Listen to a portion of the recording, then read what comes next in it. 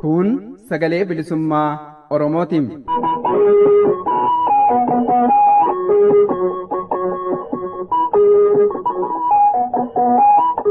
Sagaleen bilisummaa Oromoo dambalii gabaabaa meetir baandii 19 kiiloo heerzii 15,420 irratti jimaataa fi dilbata galgala sa'aatii 8 haga sa'aatii 8 walakkaatti afaan Oromootiin, roobii ammoo galgala sa'aatii 8 haga sa'aatii 9tti afaan Oromootiin wal duraa duubaan qophiilee dabarsuu amma jalqabama.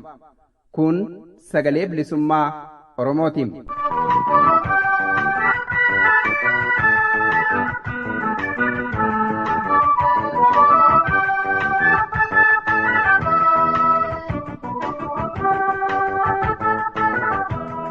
Kabajamoof jaallatamoo dhaggeeffattoota sagalee bilisummaa Oromoo akkam jirtu. Nageenyi keenya kabajaaf ulfinaa bakka jirtan cufatti sinaa dhaqqabu jechaa sagalee bilisummaa Oromoo sagantaa afaan Oromoo irraa qophiilee har'aaf qabannee dhiyaanne isin beeksisna. Jalqabbii sagantaa keenya irraa haga xumuraatti keessummeessuun kan isin faana turu Anayyaantu Bulchaati. Jalqabarra kan isiniif dhiyaatu oduudha. Oduuttaan sun ammoo haala baqattoonni Oromoo biyya Sudaan keessa jiran ilaalchisuun yaada gabaabaa jiraataan achi tokko nuuf kenne isinii dhiyeessina.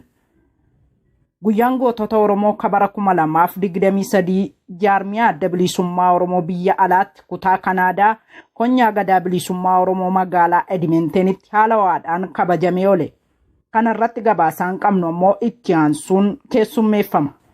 Xumura sagantaa keenyaatiin ammoo qophii mata dureen isaa miidiyaan uummataafin hojjedha jedhu ayandaa qumaara siyaasaa isa hin ilaallanne keessa seenuun burjaajii uumuu irraa dhaabbachuu qaba jedhutu irra deebiin isinii dhiyaata. Haga xumura sagantaa keenyaatti nu faana akka taatan kabajaan isin afeeraa oduun kunootti.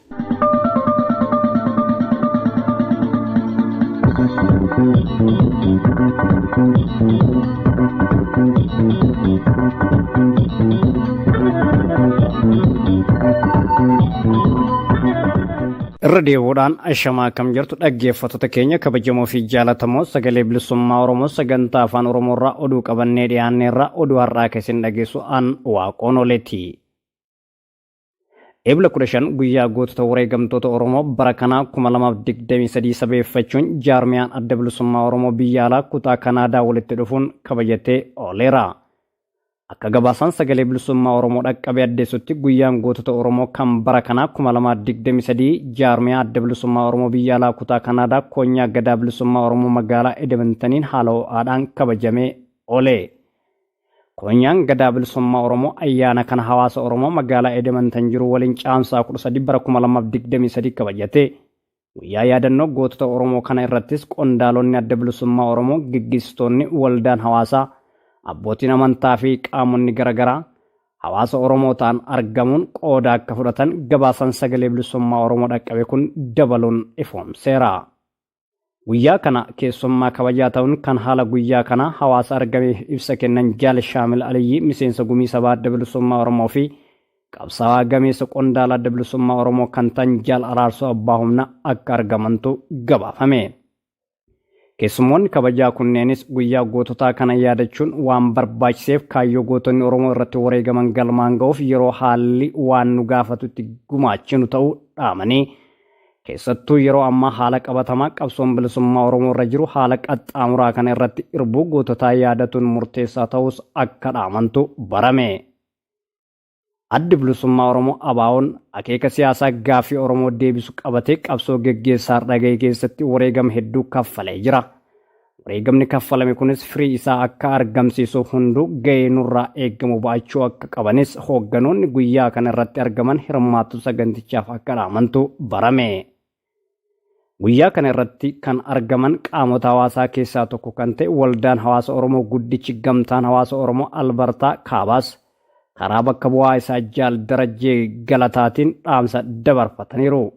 Jaal Darajjeen konyaa qophii kana qopheessa galateeffachuun guyyaan kun Eebla 15 guyyaa akka Oromootti kabajuu qabnu ta'uu eeruun akka Oromootti wareegama kaffalame galmaan ga'uuf ijaarsa waldaa hawaasaa fi jaarmiyaalee waltumsuu akka qabu ibsuun Guyyaa kana gara fuula duraatti koonyaa adda bilisummaa Oromoo fi hawaasni waloon bifa qindaa'aa ta'een akka qopheessan hubachiisuun dhaamsa waldaa hawaasaa dabarfachuu gabaasaan sagalee bilisummaa Oromoo dhaqqabe kun ni hubachiisa. Yaadannoo guyyaa goototaa kana irratti kan argaman qaamoleen hawaasaa haala yeroo irratti yaadaa fi gaaffii dhiyeeffatuun qooda fudhataniiru. Gama biraan hirmaannaa hawaasaa fi sochii jaarmiyaa adda bilisummaa Oromoo sadarkaa koonyaatti jiru ilaalchisee gaaffii kaaniif qondaalonni kutaa deebii ga'aa kennaniiru jedha gabaasaan kun. Dhumarratti dura taa'aa koonyaa gadaa bilisummaa Oromoo kan ta'an Jaal Abdiisaa Jafee hawaasa sagantaa kanarraa qooda fudhatan galateeffachuun guyyaa yaadannoo gootota Oromoo kun goolabamuu gabaasaan dhaqqabe kun ifa godheera. Kabajamoo dhaggeeffattoota keenya Ebla 15 guyyaa gootota wareegamtoota Oromoo bara kanaa 2023 sabeeffachuun guyyaa yaadannoo jaarmiyaan adda bilisummaa Oromoo biyya alaa kutaa Kanaadaa koonyaa gadaa bilisummaa Oromoo magaalaa Edmontonitti kabajatee oole irratti guutummaa gabaasaa isaa gara maayitti isiniif dhiyeessina. Boordiin filannoo gaaffii TPLF qaamni seerummaa isaa irraa mulqamee ture akka deebi'uuf gaafate kuffise. Boordiin filannoo biyyoolessaa Itoophiyaa gaaffii TPLF eeyyamanii akka paartiitti socho'uu jalaa haqamee ture akka ka'uuf gaafate kuffisuu isaa boordichi beeksise. Boordiin filannoo ibsa caamsaa 13/2023 baaseen akka eeretti TPLF eeyyama akka paartiitti socho'uu deebii argachuu kan danda'u irra deebiin gaaffii galmaa'uu yommuu dhiyeessutti boordichi akka seera kaa'amee jiruutti yeroo eeyyama kan kennu ta'edha.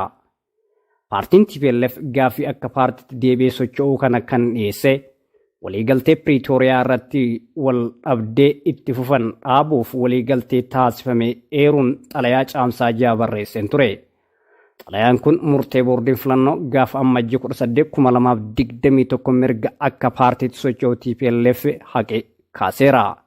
Murteen boordiin filannoo baasee paartichi shororkeessummaa humna irratti hundaa'e irratti hirmaachuun mirkaneesseera jechuun eeyyama akka paartiitti socho'u haquu hogganootni paartichaa maqaa paartichaa fayyadamuun akka hin sochoone dhorkuu akkasumas qabeenyi paartichaa kan oolu liqaa paartichi qabaachuu malu kaffaluun qabeenyaa fi ammoo barnootaaf filattootaaf akka ooluuf ajajuudha. Waraanni naannoo Tigraay keessa ture nagaan xumuramuu isaa fi mootummaa federaalaa fi TPLF gidduutti waliigalteen uumamuu isaa eeruun paartichi gochaa shororkeessummaa irratti hirmaateera murteen jedhu amma geeddaramuu isaa hubannoo keessa galchuun boordichi murteewwan paartichi irratti darban akka kaafamaniif TPLF gaafachuu isaa boordiin filannoo ibseera. Boordichi dhimmicha erga qoratee booda murtee dabarseera jedheen sababni kanaa dura boordichaaf murtee ture humna fayyadamuun gochaa shororkeessummaa ammaa hin jiru jedheera. Ta'us garuu eeyyama akka paartiitti socho'uu deebisuuf qajeelfamoonni dandeessisan akka keeyyata 1162 muraa 2011tti kaa'ame akka hin jirre himeera. Sababa kanaanis boordichi gaaffiin TPLF dhiyeesseef kan seeraan deeggarame akka hin taane ta'uusaa waan argateef akka hin simatamne ibseera. Oduu xumuraatiin weellistuun beekamtuun Suudaan Shaadeen Garaaddood waraana waliinii humnoota Suudaan gidduutti tahaa jiruun ajjeefamutu barame. Magaalaa Ondurmaan keessa kan jiraattu weellistuun beekamtuun Suudaan ganna 37 Shaadeen Garaaddood walitti dhukaasaa humna addaa Rapid Support Force fi raayyaa ittisa biyyaatti hammaachaa jiru gidduutti rasaasaan rukutamuun lubbuun ishee darbuu gabaasa miidiyaalee garaagaraa irraa bahaa jiran ni addeessa. Weellistuun kun magaalaa Ondurmaan dhiyeenya buufata raadiyoo fi televezyiinii biyyaalessaa jiraattu yoo ta'u, naannicha kan eegaa jiru Rapid Support Force ta'utu barame. Naannoo kanatti xiyyaarri waraanaa ammoo haleellaa raawwachaa akka turetu barame. Weellistuun kun miidiyaa hawaasaa gubbatti haala keessa jiran tamsaasa kallattiitiin ba'uun himaa turte. Balbalaa fi foddaa irraa siiqaa maqaa rabbiin akkuma uffannetti dhumuu keenya jecha ilma ishee balbala akka cufu yeroo itti himtu viidiyoon waraabame miidiyaalee hawaasaa irra naanna'aa jiraachuunis barameera. Erga lolli biyya Suudaan keessatti humna addaa Rapid Support Force fi raayyaa ittisa biyyaa gidduutti ta'e eegalee ilmaan Oromoo dabalatee lubbuun uummataa biyyaa fi baqattoota biyya sana keessa jiranii hedduun bahuu isaa gabaasuun keenya ni yaadatama. ammas haalli jiruu fi jireenya Suudaan ulfaataa fi rakkisaa namni bahee itti galuu dadhabe nyaataa fi dhugaatii dhabuun gargaarsi kennamuufis waan hin jirreef rakkoo walxaxaaf akka saaxilamantu himamaa jira. Waan ta'eef ilmaan Oromoo carraa baqan biyya sadaffaa argachuu dhabuun Suudaan keessatti rakkachaa jirtan haala ulfaataa kanaaf saaxilamtan of eeggannoo gochuu qabdu jecha haala ulfaataa fi rakkisaa biyya Suudaan keessatti baqattoonni keessa jiran irratti Suudaan irraa nama haasofsiifne qabna oduutti aansuun isinii dhiyeessina. Eegaan dhaggeeffattoota keenya kabajamoo fi jaallatamoo sagalee bilisummaa Oromoo sagantaa afaan Oromoo irraa oduun har'aaf qabannee dhiyaanne kan hanga ammaa ture qophiilee keenyaa afaan waliin turtii gaarii.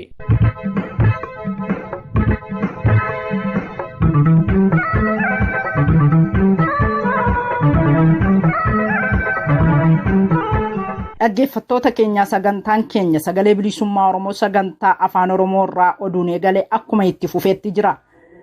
Jalqabarra akkuma isin beeksisne haala baqattoonni Oromoo biyya Sudaan keessa jiran ilaalchisuun yaada gabaabaa jiraataan achi tokko nuuf kenne isiniin dhiyeessinaa faana bu'aa.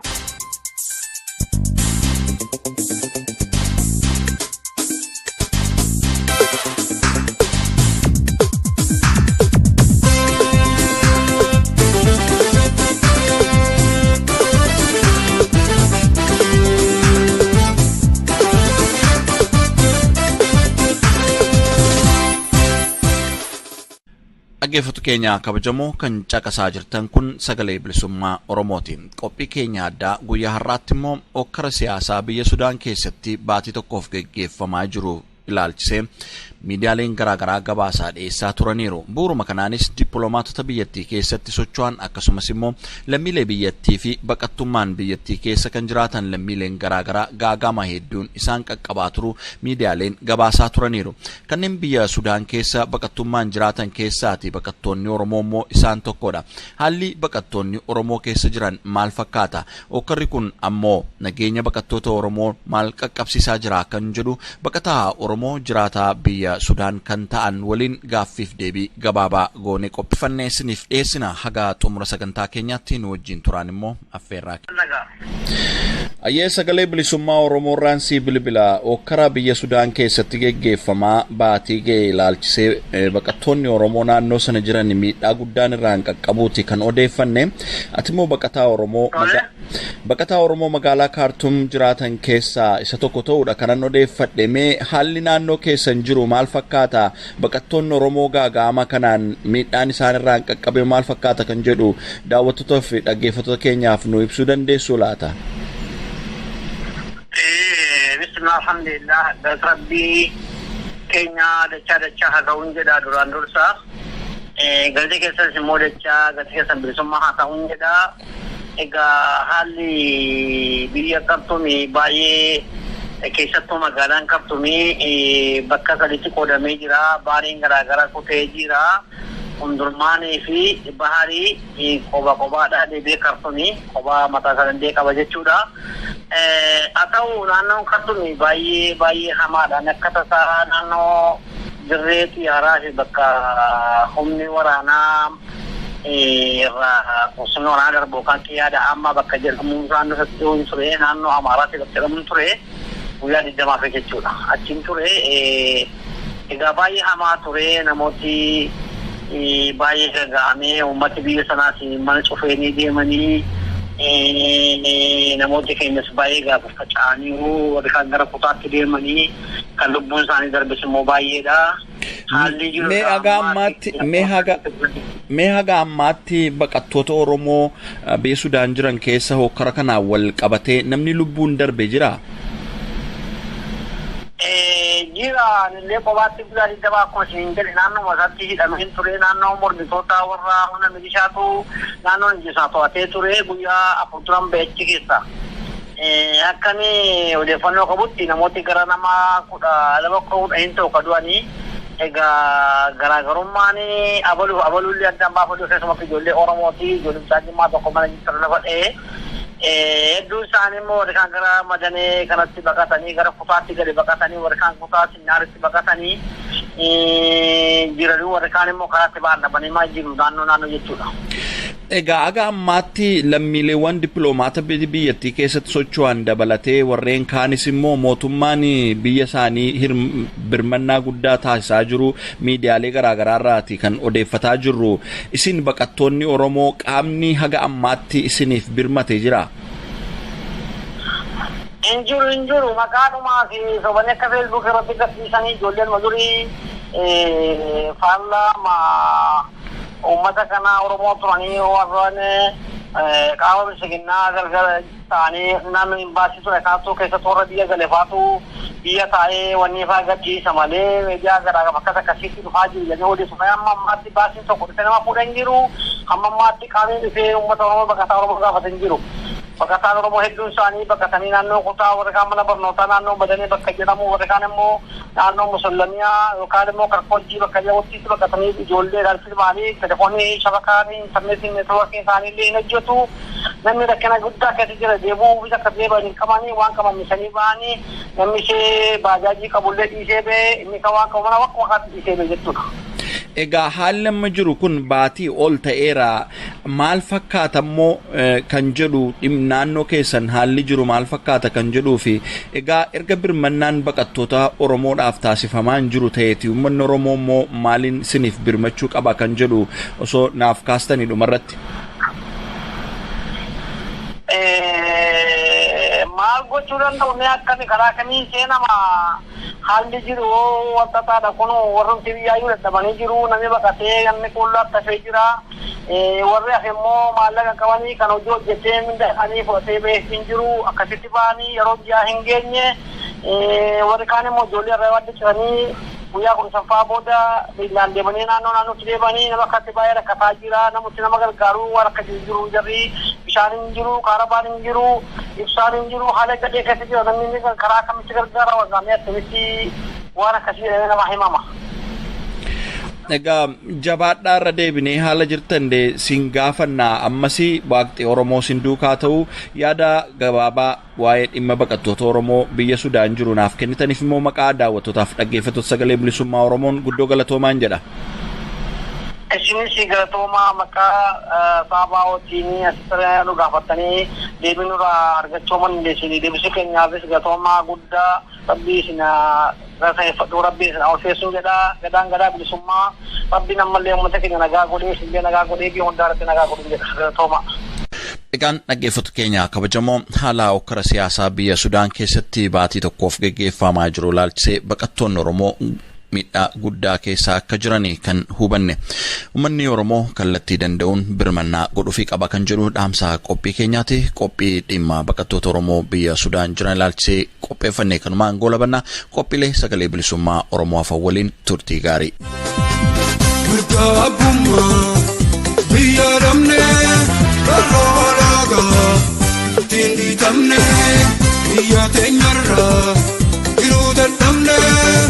Yambagesa fafachane mirgabumma biyaramne darwanaga tingi tamne biyatanyarra dirudadamne yambagesa fafachane biyabane fafachane Yabane Fafajane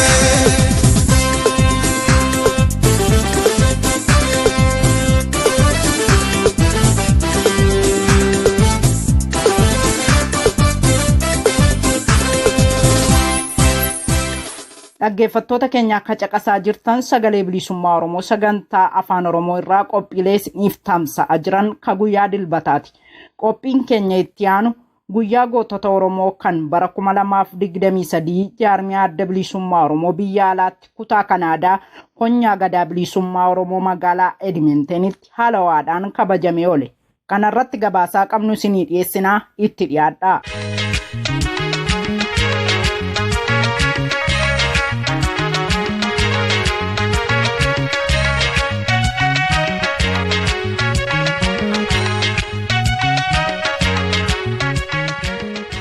Guyyaan gootota Oromoo kan bara 2023 jaarmayaa ABO biyya alaatti kutaa Kaanaadaa Koonyaa gadaa bilisummaa Oromoo magaalaa Edmontonitti haala ho'aadhaan kabajamee oole. Guyyaan gootota Oromoo waggoota 14 dura jaarmayaa ABO'dhaan ayyaana guddaa yaadatamee oolu ta'ee ergaa murtaa'e kaasee haala garagaraan kabajamaa yoonaa gaheera. Keessattuu baroota 1980 kaasee hanga jalqaba bara 1990tti waraana bilisummaa Oromoo miseensota ABO'f deeggartootaan kan kabajamaa turedha. Haa ta'u malee bara 1990 walakkeessa irraa kaasee uummatni Oromoo guyyaa yaadannoo kana akka ayyaana uummata Oromoo bal'aatti fudhatuun kabajaa jira. Bara kanas jaarmayaan ABO biyya alaa deeggartootaaf hawaasa Oromoo waliin koonyaa koonyaan kabajataa jira. Bu'uuruma kanaan koonyaan gadaa bilisummaa Oromoo ayyaana kana hawaasa Oromoo magaalaa Edmonton jiru waliin caamsaa 13 bara 2023 kabajatee jira. Guyyaan yaadannoo gootota Oromoo kanarrattis qondaala ABO geggeessitoonni waldaa hawaasaa abbootii amantaaf qaamotiin garagaraa hawaasa Oromoo ta'an argamuun qooda fudhatanii jiru. Guyyaa kana keessummaa kabajaa ta'uun kan haala guyyaa kana hawaasa argameef ibsaa kennan Jaal Shaamil Aliyyi miseensa gumii sabaa ABO'f qabsaa gameessa qondaala ABO kan ta'an Jaal Araarsoo abbaa humnaa turan. Keessummoonni kabajaa kunis guyyaa gootota kanaa yaadachuun waan barbaachiseef kaayyoo gootonni Oromoo irratti wareegaman galmaan ga'uuf yeroo haalli waan nu gaafatu itti gumaachan ta'uu dhaaman. Keessattuu yeroo ammaa haala qabatamaa qabsoon bilisummaa Oromoo irra jiru haala qaxxaamuraa kanarratti irbuu goototaa yaadatuun murteessaadha jedhan. Addii bilisummaa Oromoo ABO'n akeeka siyaasa gaaffii Oromoo deebisuuf qabatee qabsoo geggeessaa har'a ga'e keessatti wareegama hedduu kaffalee jira. Wareegamni kaffalame kunis firii isaa akka agarsiisuuf hunduu gahee nu irraa eegamu baachuu akka qabnus eeranii jiran. Guyyaa kana kan argaman qaamota hawaasaa keessaa tokko kan ta'an waldaan hawaasa Oromoo guddichi gamtaan hawaasa Oromoo Albertaa kaabaas karaa bakka bu'aa isaanii Jaal Darajjee Galataatiin dhaamsaa dabarfatanii jiru. Jaal Darajjeen koonyaa qophii kana qopheesse galateeffachuun guyyaan kun eebila 15 guyyaa akka Oromootti kabajuu qabnu ta'uun eeruun akka Oromootti wareegama kaffalamee galmaan ga'uuf ijaarsa waldaa hawaasaaf jaarmaaleen waltumsuu akka qabu ibsuun guyyaa kana gara fuulduraatti koonyaa ABO'f hawaasi waloon bifa qindaateen akka qopheessan hubachiisuun dhaamsa waldaa hawaasaa dabarfatan. Yaadannoon guyyaa gootota kanarratti kan argaman qaamoleen hawaasaa haala yeroo irratti yaadaaf gaaffii dhiyeeffatuun qooda fudhatanii jiru. Yaada ijaarsa hawaasaa irraa ka'aa ture keessatti keessaayyuu hooggantootaaf qondaaltota adda bilisummaa Oromoo mana hidhaa jiran haal duree malee akka hiikaman dhiibbaan godhamaa jiru xiqqaa waan ta'eef cimuu akka qabu gaafatuun araara deemaa jiru keessattis akka haal dureetti kaa'uu akka qabu yaada kennatanii jiru. Gama biraan hirmaatina hawaasaaf sochii jaarmaya ABO sadarkaa koonyaatti jiru ilaalchisee gaaffii ka'aniif qondaaltonni kutaa deebii kennanii jiru. Hirmaattonnis ABO'n akka jaarmayaa utubaa qabsoo Oromootti hojii mul'ataa godhaa jiru cimsee akka itti fufu dhaammachuun yaada kennatanii turan. Hawwan guyyaa kana sirna kanarratti qooda fudhatan keessaa haati warraa Jaal Araarsoo Abbaa Humnaa goota lubbuun jiru keessaa tokko abbaa manaa koodha waan keessa darbee qajeelcheen beeka jechuun kennaa suuraa Jaal Araarsoo Abbaa Humnaa hooggantoota abaa'oo mana hidhaa jiraniif hayyu duree abaa'oo Jaal Daawud Ibsaa haftee qabsaa'ota qabu badhaastee jirti. Jaal Araarsoo Abbaa Humnaas kennaa kana koonyaaf dabarsanii kennuun koonyaa gadaa bilisummaa Oromoof koonyaan gadaa bilisummaa Oromoos caalbaasiitti dhiyeessuun galii irraa argame akka jaarmaadhaaf oolu taasisan. Caalbaasii kanas suuraa seena qabeessa kana namaaf dabarsinee hin kenninu jechuun waldaan hawaasa Oromoo Albertaa Kaabaa qarshii 200,000 mo'achuun fudhatan. Bakka bu'aan waldaa hawaasa Oromoo Albertaa Kaabaa ta'uun kan caalbaasii kana durataa koonyaa gadaa bilisummaa Oromoo irraa fudhatan dura ta'an boordii waldaa hawaasa Oromoo Albertaa Kaabaa obbo Zaakir Abbaa Maccaa haasaa taasisaniin guyyaan kun kaleessa gootonni Oromoo wareegama kaffaluun akka har'a geenyu kan taasisan tokkummaa isaanii eeggachuun akka ta'e hubachiisuun Oromoon tokkummaa isaa cimsatee haala amma jiru keessa ba'uu qaba jedhan.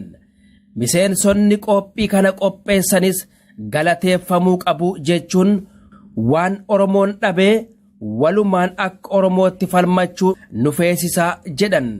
Keessattuu dhimma hidhamtoota hooggantoota qondaaltota Oromoo kun guddoo yaaddessaadha. Oromoon xiyyeeffannoo itti kennuun dhiibbaa barbaachisu gochuutu irraa eegamaa jedhan dhaamsaa dhama qabu dabarfatan. Hawaasi Oromoo magaalaa Edmontonitti argaman nyaatni aadaa qopheessan caalbaasiitti dhiyaatuun galii irraa argames akka jaarmaadhaaf oolu dhaammatanii jiru. Dhumaa irratti dura ta'an koonyaa gadaa bilisummaa Oromoo kan ta'an Jaal Abdiisaa Jafee hawaasa sagantaa kana irraa qooda fudhatan galateeffachuun guyyaa yaadannoo gootota Oromoo kun goolabamee jira. Gabaasaa suur sagalee guutuu ammoo qophii addaa fuula duratti dhiyeessinuun kan qabannee dhiyaannu ta'uu beeksisna.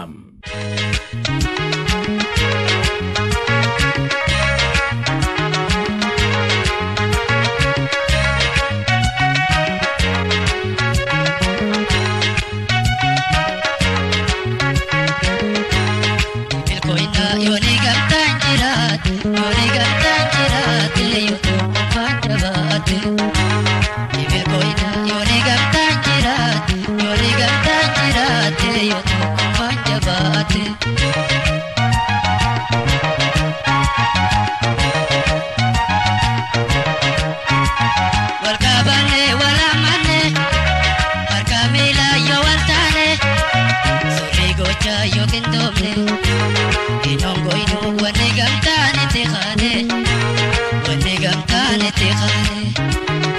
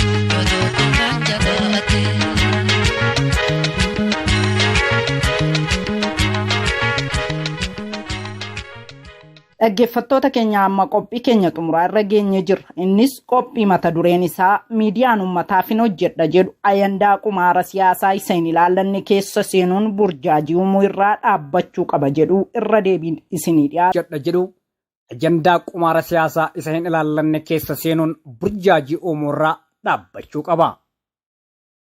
Akeekni guddaan miidiyaan uummataa tokko dhaabbatuuf dhugaa uummataa ifa baasuu fi waan dogoggorame saaxiluun riqicha ta'ee tajaajiludha.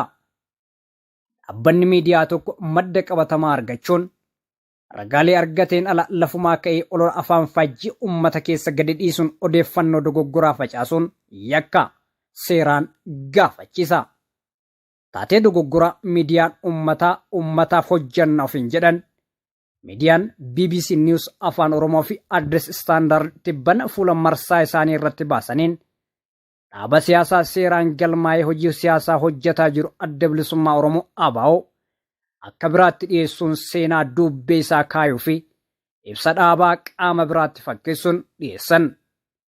Akka kanaan ibsa dhimma hidhamtoota isaa irratti Adda Bilisummaa Oromoo ABO'n hidhamtoota siyaasaa irratti gocha hammeenyaa dhala namaaf hin malle raawwachuu fi dhaabbataalee seera qabeessa ta'an xureessuun mallattoo mootummaan abbaa irree ittiin beekamudha jechuun gaafa ebla 21/2023 baase torbaanotaan booda Addis Standard gaafa caamsaa 11/2023 ibsicha qaama biraa maddeeffachuun akkuma jirutti kaa'e. Bifuma fakkaatuun BBC News afaan Oromoo qaama biraatti fakkeessuun seenaa duubbee Adda Bilisummaa Oromoo ABO gaafa caamsaa 10/2023 baase. Kan nama dhibu miidiyaaleen kunniin dogoggora raawwatanii fi seenaa jal'isuu Adda Bilisummaa Oromoo ilaalchisanii dhiyeessan irratti illee dogoggora godhaniif dhiifama gaafachuu hanqachuudha. Addis Standard burjaajii raawwate sa'a dheeraa booda caamsaa 11/2023 kaleessa galgala sirreessuun gaarii ta'us dogoggoromoo hin malle raawwateef garuu dhiifama hin gaafanne. Kun matumti isaatuu dogoggora dabalataati. BBC News afaan Oromoo fi Addis Standard gabaasaalee madaalawoo kan uummata keenyaaf dhiyeessaa turanii fi jiran ta'uun kan hin haalamne ta'ullee Adda Bilisummaa Oromoo ilaalchisuun gabaasanitti bana dhiyeessan garuu dogoggorootaan kan guutaman seenaa dhaabichaa jallisuu fi waliin dha'uun kan guutaman ta'utti hubatama. Maqaa jaarmaa beekamaa fi umurii bara dheeraa qabu akka Adda Bilisummaa Oromoo ABO dhaatee gabaasni dhiyaatu qaama gulaalaa sagantaan osoo hin ilaalamin darba kan jennu amantaa hin qabnu. Kana irraa ka'uun itti yaadamee yookaan gaafatamummaan ala kan raawwatamedha jechuutu danda'ama. Kanaaf miidiyaaleen kamuu Adda Bilisummaa Oromoo ilaalchisee odeessi uummataan gaan deemsa isaa kan eeggate seenaa dhaabichaa fi seenaa qabsoo uummataa osoo hin dabsinee fi hin faallessin yookaan waliin hin dhahin dhiyeessutu irraa eeggama. Isa kanaaf ammoo abbaa dhimmaa dhaabicha irraa odeessa argachuu danda'ama. Waan ta'eef miidiyaa uummataa fi miidiyaaleen ofiin jedhan hojii jallinnaa fi qaanfachiisaa hojjechuun olola afaan faajjii uummata keessatti uumuun madda burjaajii ta'urraa of sirra. Kabajamoof jaallatamu qophiilee sagalee bilisummaa Oromoo sagantaa afaan Oromoo irraa ka guyyaa irraa asuma irratti goolamnee jirra. Jalqabbii sagantaa keenyaa irraa haga xumuraatti turtii nu faana taasistaniif ulfaadhaa isiniin jechaa qophii keenya roobii dhufuutiin haga walitti deebinutti nagaaf fayyaa keessanuuf tura. Injifannoo uummata Oromoof.